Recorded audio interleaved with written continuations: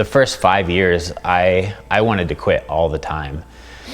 To sit there and pour my heart into something and have it come out nowhere near where I wanted it to, and to know that the person's gonna have that on them for the rest of their life, it was hard for me to deal with.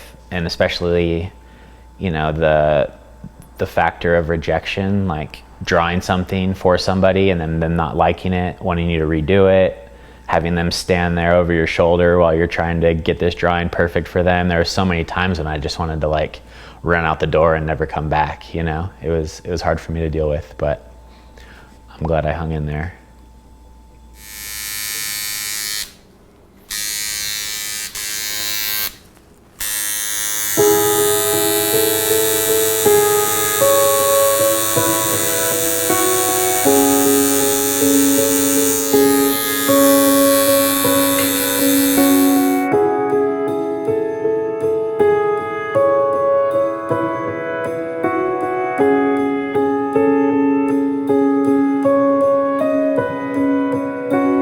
I don't notice as much, but like when I'm walking around with family members, they tell me all the time that people are kind of staring at me, you know, giving me a look, not necessarily a bad look, but just that, you know, they're checking me out because I'm covered head to toe in tattoos, so I stand out a little bit. But I feel like I get more of a positive reaction from people than anything else these days. Usually people are really interested, you know. They ask me about my tattoos or if I'm an artist because they like the idea of it.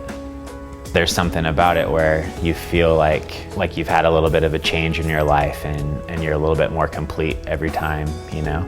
People get a big piece and then before it's even done, they've got ideas for their next big piece that they want. You know, it's exciting, and you're marking a time or something in your life that you're gonna remember forever. I wouldn't say I regret it, no. I mean, the first probably like 5 years of me tattooing, I was so eager to get tattooed because I was a lot younger than most of the people I was working with, and I really wanted to, you know, look the part, kind of fit the role. I was working with all these older guys that looked cool because they were covered in tattoos, and I was always the younger guy that didn't have as many, so I got tattooed every chance I could get, and there wasn't a lot of thought put into most of them. So, you know, I've got tons of tattoos that I definitely wouldn't get now if I had to do it over, but it's still a memory that I enjoy having, you know, that part of my life. Katie, are you ready? Okay.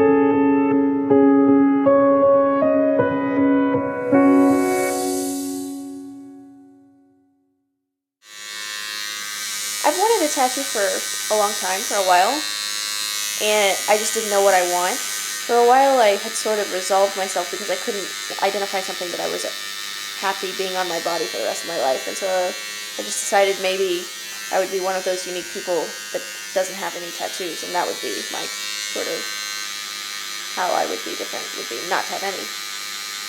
But then I found Josh. I like the idea of having art that I can wear. Like having art with me and on me. I think that that's probably why I wanted them. The artist is really what makes the tattoo. It could be almost any image, but that artist putting their art on your body well is what's going to be a good tattoo and a bad tattoo. It could be any image, but if you get a good artist, that's the money right there, like hands down. And that's how I found Josh.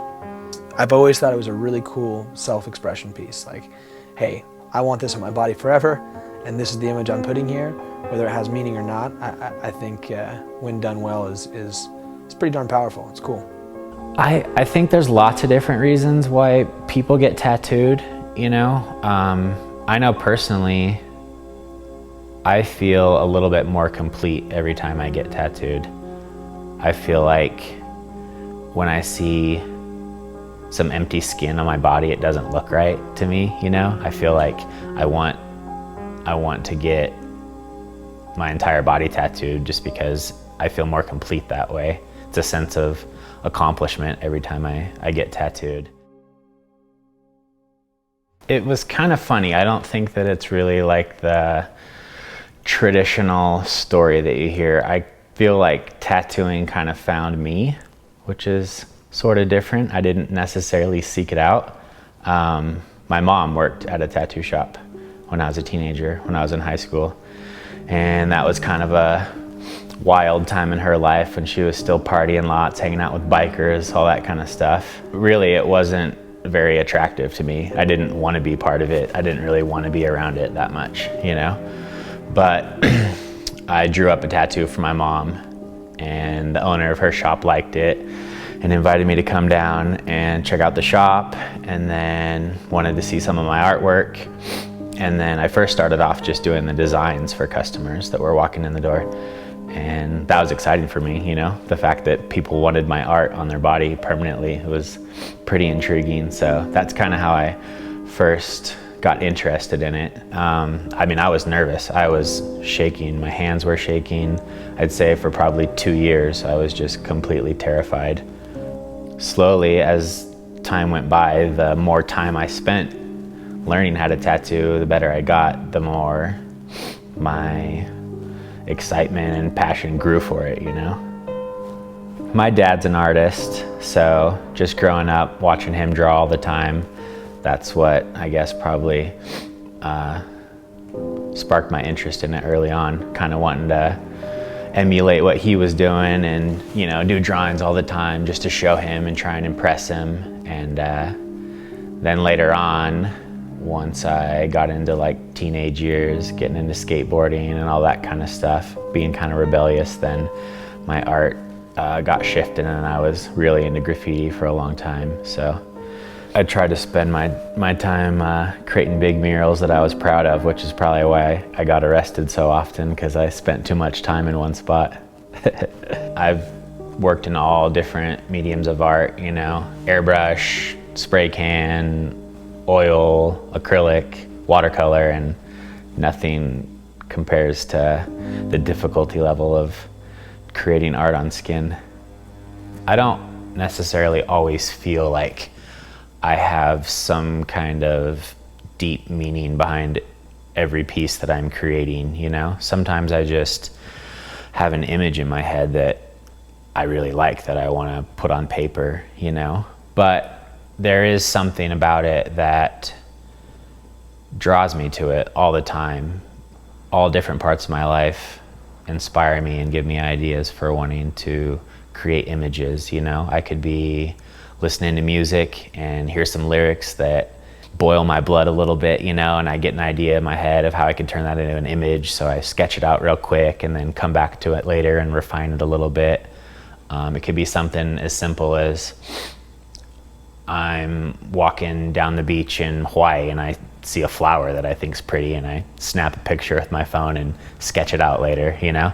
It's not always me trying to express my emotions or anything. Sometimes it is just strictly based on images that I like, but I get inspiration from all different types of things.